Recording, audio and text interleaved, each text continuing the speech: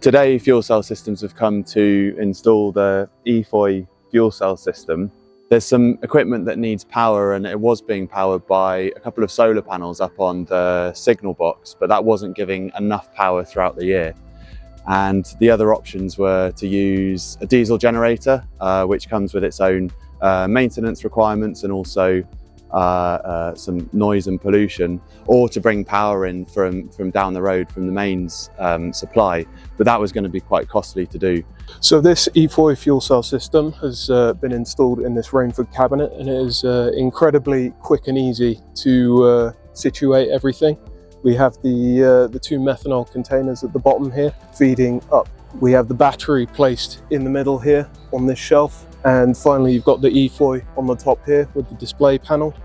All the wire routing was incredibly easy, as was situating everything within the cabinet.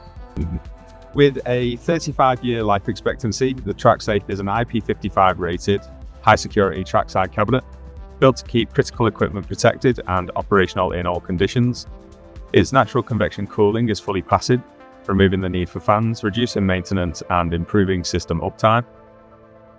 Combined with the EFOY system, we developed TrackSafe EcoPower, a pre-configured, low-maintenance, easy-to-install solution challenging traditional approaches to trackside power and supporting a more sustainable rail network.